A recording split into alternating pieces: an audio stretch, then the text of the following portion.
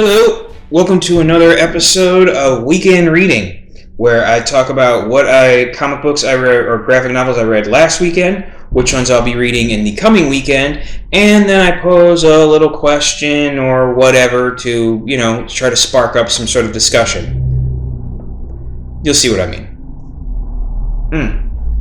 Alright, let's jump right into it. What did we have last weekend? Or this past weekend, or whatever you want to refer to it as. Well, we had Reign of X, Volume 4, which was pretty good, continuing the tradition of these X-Men comics. Firepower, Volume 2, Home Fire, which was also very good, continuing where that series left off. And Justice League Volume... I don't know what volume it technically is, but Justice League Death Metal, which is continuing the whole Death Metal saga, which still hasn't, the main series of which still hasn't come out. This one was pretty good. It would actually be my favorite of the week if it wasn't just more filler material from the main series. It still feels like there's things that aren't completed because it's only a piece of a bigger story. So it's not my favorite. My favorite of the week was Firepower Volume 2, Home Fire. Pardon me. Much like last week, where Firepower Volume 1 was my favorite. This continues the story. It's a very good story. I've been looking to maybe not go so into depth with all of these with my reviews, and I figure now this week is a good week to do it, considering when I was looking up pictures for this one, it was really hard to find. So I'm going to use what I've had, and I'm going to keep my description vague. Owen Johnson, it's 15 years later. It picks up 15 years later from where the first volume picked up. Owen Johnson is no longer at the Temple of the Flaming Fist. He is now living a suburban life. He's married to a cop. He has 2 kids. He's living just a nice suburban life, though there is still parts of his old life that are... he still has his fire powers. He teaches his wife and kids martial arts. And his past comes to find him. People from his past, that guy, Guang, who shows up, basically trying to get him to come back. We find out the girl he was in love with, Zan, she's dead. Some people think he killed her. He knows he didn't. He was betrayed by the guy who now runs the Temple of the Flaming Fist, Chao Feng, who has taken over for Li Wu, who has just abandoned everything. So Owen will not go back to the temple because he knows there's something wrong there. Li Wu has joined the Scorched Earth clan, and basically what this story basically establishes is that what we believed in the first one, where the Temple of the Flaming Fist people were the good guys and the Scorched Earth clan were the bad guys, it's probably actually reversed. The Temple of the Flaming Fist people are not good. That there's there's buried secrets about what the Scorched Earth clan's true intentions are, what true intentions are, and what the Temple of the clan of the Flaming Fist's true intentions are, and it throws everything in the air. And now there's people that are hunting Owen, and he doesn't know who to trust, and he's basically just trying to protect his family, but he's caught up in something much bigger. So, and it all has to do with that damn dragon that we never saw. So, like I said, I went into this as much as I could, but there isn't much I could do. But yes, Firepower is shaping up to be a good series. So, which is good because, well, let's pick up what we got coming up this coming weekend. First off, we have Superman Action Comics Volume 5, The House of Kent. Let's see. You mess with Superman, you mess with his entire family. Marisol Leone has picked a fight with the wrong superhero. For months she has tried taking over Superman's home of Metropolis, and the time has come to end things once and for all. Enter the House of Kent. Superboy, Supergirl, the Legion of Superheroes, Brainiac 5, and Young Justice's Connor Kent are back in the city to help fight an enemy from another dimension unleashed by Leon and her invisible mafia. But they'll need to be careful. This kind of power can lay waste to an entire family of super people. All of this plus the future of the Daily Planet revealed.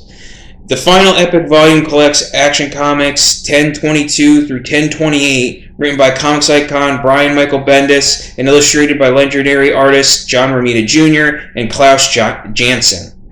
So yeah, Action Comics has been good lately. Bendis has been doing a very good job, so it'll be interesting to see where this leads off and how it leads into what is coming next for Superman. Pardon me for a second. Next up, speaking of firepower, we have Firepower, Volume 3, Flame War. The one who wields the firepower is destined to save the world, but Owen Johnson has turned his back on that life. But after the Dragon Claw's attack, Owen and his family are reeling from the loss, and more danger lurks on the horizon. Yeah, the special people that are hunting Owen are known as the Dragon's Claw, so I guess we're going to get more on what exactly the story is about everything that's going on here, because I'm very curious as to what that is. And then, last this week, this is an interesting one, because I just saw this at the comic book store and got it out of curiosity, but I figured I'd give it a try because I'm a fan of this guy as an actor, so I figured let's see what he can do as a writer. Berserker, Volume 1. A war with no end, a man with no limits. The man known only as B is half mortal and half god, cursed and compelled to violence, even at the sacrifice of his sanity. But after wandering the world for centuries, B may have finally found a refuge, working for the U.S. government to fight the battles too violent and too dangerous for anyone else. In exchange, B will be granted the one thing he desires, the truth about his endless, blood-soaked existence, and how to end it. Keanu Reeves makes his comic book writing debut alongside New York Times best-selling co-writer Matt Kindt and acclaimed artist Ron Garney, in a brutally violent new series about one immortal warrior's fight through the ages, collecting Berserker number 1 through 4. So yeah, this is kind of a specialty comic because it's written by fucking Keanu Reeves. Or at least, I'm assuming the idea was brought up by Keanu Reeves, or that's why I have him as a writer. But I gotta imagine that Matt Kindt is doing a large portion of the writing, considering he's the far more experienced writer.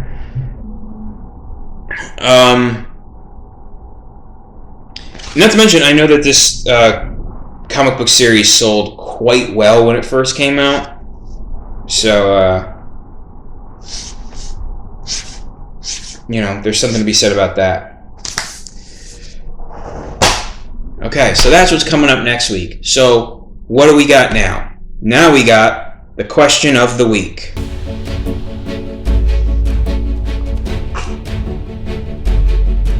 Alright. The question of the week this week is one that I'm going to have to explain a little bit. It's basically this. What is the dumbest gimmick in comic books? And I might be wondering, what do you mean by gimmick? Well, there's lots of things that comic books will do in their storytelling and in their presentation that are repeated often throughout the ages. I mean, there's just things that are repeated through storytelling. That's just going to be the natural way of things, and there's going to be people even copying or maybe even ripping off each other, which is something I'll get to later on down the road. Not today, but at another time. But when I'm talking about a gimmick, I'm talking about something that is specifically done with the intention of trying to just sell more comic books. This is the only reason they did it. Sometimes it's blatant, sometimes it's a little bit more subtle. But that makes sense. The comic book industry is a business as much as it is an artistic pursuit. So you're going to have people that are going to want to sell things, and the idea is to do things that keep the readers you have, meanwhile bringing in even new readers to bolster the numbers. Because you don't want to just keep the readers you have and not attract new people. That's not a good way to do a business. And you don't want to attract new people by pushing away everyone you currently have. That's not a good way to do things either. Now, granted, if you make changes, you may lose some of your old people, but if you gain more new people, it's usually worth the cost. As long as you keep enough of the old ones, which is something that happens regularly in comic books. But I'll give you some examples of what I mean. I got some stuff here. Let me see. Let me try to refresh my own memory because I had some things worked out in my head. Okay, well, this is a good place. For starting first, we'll go with the number one. The number one issue.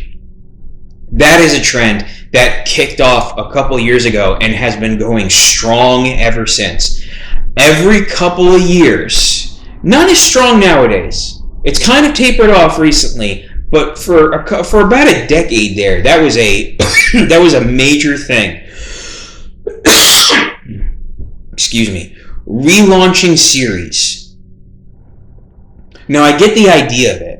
Is that if you have a series that's been going on for so damn long and it has so many freaking numbers,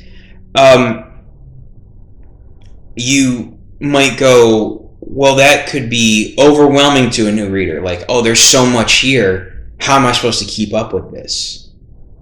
So the number one is supposed to be a good jumping on point. We're starting fresh. This is the perfect time to get into a character because they're starting from scratch. Even though a lot of times nowadays they're not starting from scratch. Marvel is so, it's so egregious at Marvel. They will restart a series from number one when it just picks up a new writer and artist team, even though it's technically continuing the story from what they were just doing. So even though it's supposed to be a jumping on point for new readers, it still has a bunch of baggage from its last series that it's like you still might be lost.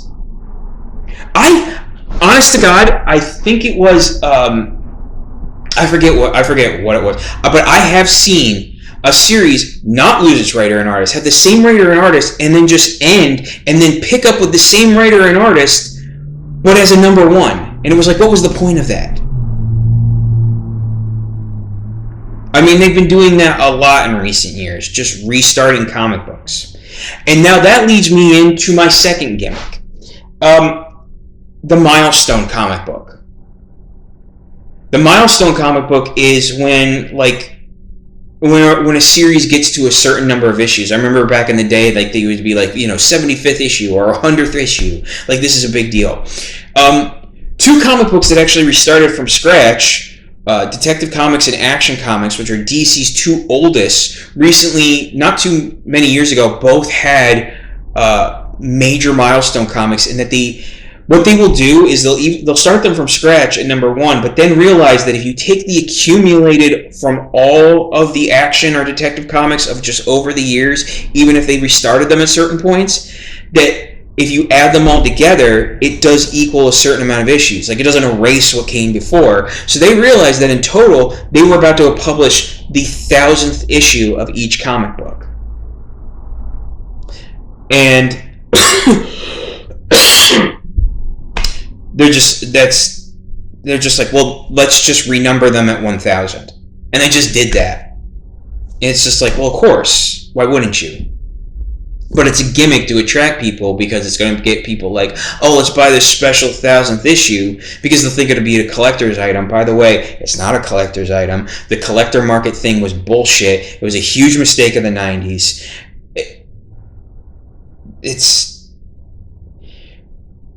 For a comic book to be a collector's item, it has to be special and it has to be rare. Now, a 1,000th issue would be special, but it won't be rare because they sell these things like crazy and people are keeping them now for collector's purposes, unlike what they were doing back in the 30s when these comic books first came out. That's why Action Comics and Detective Comics #1 are so valuable. People didn't keep them back then, but some people hung on to them. So it has to be Here's all the criteria. It has to be special. So the very first issue of Action Comics and Detective Comics from 38 and 39 respectively would be special. It has to be old. Well, it's from 1938 and 1939. We're literally coming up on nearly 100 years away from that, so that's pretty fucking old. It has to be in good condition. These are guys who were collectors who managed to hang on to these things, and they kept them in like special bags and boards and shit. So if you kept it in good condition, that'll help sell it.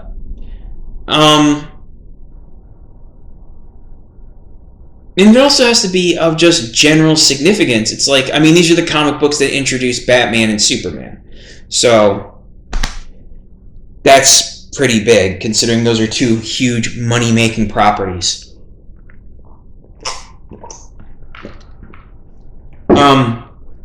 But yeah, it's all for collector's purposes, but it's also a way to just draw people in and just celebrate the characters. So, but speaking of collector's purposes, this is something they don't do as much anymore, but let's rewind back to the good old days of the 90s, when the comic book industry in general got a little too full of itself and decided that it was going to start doing a lot of special shit with how they presented their comic books. Not even the storylines, just how they presented them. And that was with the special covers. I mean, you had comic books with a shit ton of variant covers, comic books with special glossy covers. They did comic books with these special, like, really thick, like, foil, like almost tin foil, like metallic looking covers. They were really thick and really heavy, and they usually made the comic book cost more than it was actually worth. And doing this almost crippled the comic book industry because it cost so much money and it didn't make a lot of money back. It almost destroyed Marvel Comics, and it almost crippled the comic book industry in general. The 90s weren't a bad time for comic book storytelling. A lot of people like to act like they were, but they weren't. There were some good stories, some bad stories, as there always were. But really the bad thing about the 90s in terms of the comic book industry was a lot of very bad business decisions being made. Thankfully, they don't do that too much anymore, but every now and then you'll see a special fancy cover, but usually it's sold just as a variant, and people, And then I had something else. What was the other thing? That's the wrong thing. Oh, yes, I'm sorry. This one is a special thing because it's not so much a sales gimmick like the other ones I've been talking about are. This is... Yeah, I did. Number 1, special covers.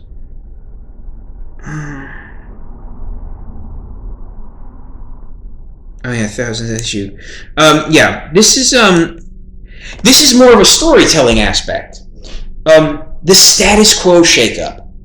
Now you'll have plenty of times in comic books where a story is developing and it'll be a long-term thing and it'll change up, but that's more of a storytelling aspect. It could be a way to get people more interested or to keep people interested, but it's just part of a story. Like, oh, I want to tell this, I want to make this a thing.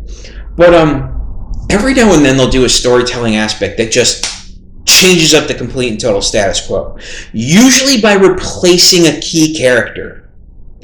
By doing something to them.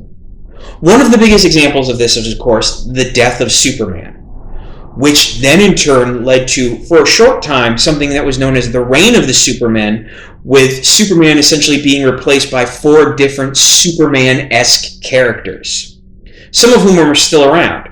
Actually, all of them are still around to some aspect. Or there was, around that time also, when Batman had his back broken by Bane in the Nightfall storyline, and then in turn was replaced by a guy named Azrael, who acted as Batman for a short time before he in turn also had to be replaced by the original Batman, Bruce Wayne. Then I'm gonna give you a third example this time. There was the whole Clone Saga thing, and where Spider-Man's thought dead clone showed back up, called himself Ben Riley. He had taken the name Ben Riley and was acting as a superhero of his own called the Scarlet Spider. And eventually, something happens to Peter Parker where he gets sick and temporarily loses his powers and thinks he's dying. And Ben Riley just takes the role of Spider-Man. So for a time, Spider-Man was not Peter Parker. It was this guy named Ben Riley who was a clone of Peter Parker. And you were actually led to believe that he was the original Peter Parker and the Peter Parker we had known was a clone, but it turns out that was just a whole lie just to fuck with the actual Peter Parker. It's a thing. Just some longtime Spider-Man fans, you bring up the Clone Saga to them, they'll just roll their eyes and go, oh god, that. But funny enough, Ben Riley's back in the comic books, and actually, I don't know if it's happened quite yet, but soon, he's going to go back to being Spider-Man again. Like, he's coming back as Spider-Man. Even though they kind of introduced him as a villain and then turned him into a sort of like Deadpool-esque character, and now he's just back. Now he's back to being just straight old Ben Riley, and he's going to be Spider-Man again. As to whether he's a good Spider-Man or a bad Spider-Man, that'll remain to be seen. But that is going to happen. And then this is a comic book gimmick. Mainly, I've been mentioning just the big two, Marvel and DC, but this is a comic book gimmick specifically for them: the crossover event. And the crossover event is something that does not happen a lot, but it happens every couple of decades. It's been a while since they've done their last one, but they used to do it in the 60s and the 70s. There was one in the 90s, 60s, 70s. I think there was one in the early 80s, or maybe it was the 70s into the 80s. And then there was one that happened in the 90s, and the last one was in the early 2000s. And that's when Marvel and DC decide to put aside whatever differences or rivalry they might have and just sort of combine forces and have their characters interact with each other. In the 90s, there was a thing called Marvel vs. DC, or DC versus Marvel, whatever you want to call it. In the 2000s, there was a story called JLA Avengers or Avengers JLA. It changed, the titles changed from issue to issue. That way, no one took top billing the whole time. Some work better than others, but it's always just a money-making method to try to get more people interested. And some of them are pretty good. Like, I liked Justice League and Avengers, or Avengers Justice League, whichever you want to call it. I thought it was a pretty good story. But it's definitely just a way to make money. As to whether it'll happen again, who knows? The business is a completely different thing nowadays.